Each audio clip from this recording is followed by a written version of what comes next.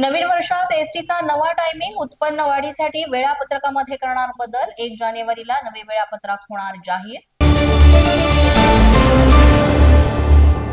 वाशिम जिल्ह्यात होणाऱ्या स्थानिक स्वराज्य संस्थांच्या निवडणुकीच्या पार्श्वभूमीवर शहरात शांतता आणि कायदा सुव्यवस्था प्रस्थापित राहण्यासाठी मोर्चाचं आयोजन। उपविभागीय पोलीस अधिकारी विशाल क्षीरसागर आणि वाशिम शहर पोलीस स्टेशनचे ठाणेदार देवेंद्र सिंग ठाकूर यांच्या नेतृत्वात रूट मार्च।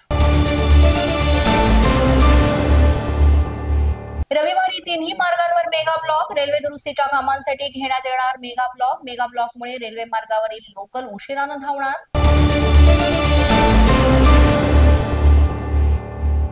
पुण्यातील 4 पोलिसांचं निलंबन। व्यापाऱ्यांशी गैरवर्तन केल्याप्रकरणी निलंबन। चौघे विश्रांतवाडीतून कॉप्स 24 बीट मार्शल म्हणून कार्यरत। गुन्हे शाखेच्या पोलीस उपायुक्तांकडून ही कारवाई।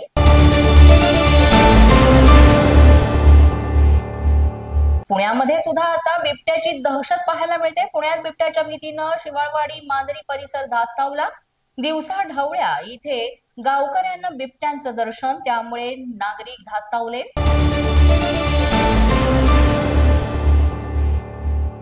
मुंबई विद्यापीठाच्या प्राध्यापकांचं आंदोलन 17 नोव्हेंबर पासून होणार सुरू। विविध मागण्यांसाठी करणार हे आंदोलन। आणि एकादशी निमित्त पंढरपुरात विठ्ठल दर्शनासाठी मोठी गर्दी। विठ्ठलाच्या दर्शनासाठी 5 ते 6 तासांचा कालावधी।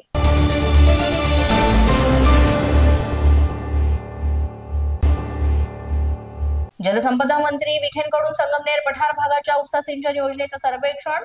वर्षानुवर्षे दुष्काळ असलेल्या साकूर पठार भागातील 14 गावातील शेतकऱ्यांना होणार याचा फायदा।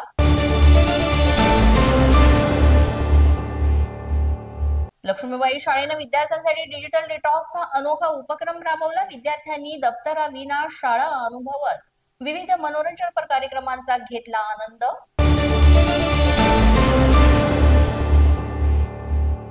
नवी मुंबईतील 7 महाविद्यालयांमध्ये शिंदेच्या शिवसेना युवा सेनेतर्फे कॉलेज कक्षाची स्थापना। कार्याध्यक्ष पूर्वेश सरनाईक यांच्या हस्ते स्थापना।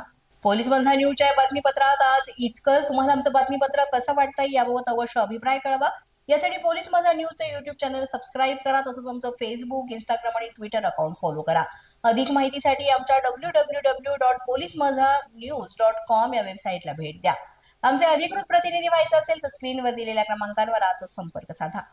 आजच्या बातमीपत्रात इतकंच। पुन्हा भेटूया पुढील बातमीपत्रात। तोपर्यंत पाहत रहा पोलीस माझा न्यूज।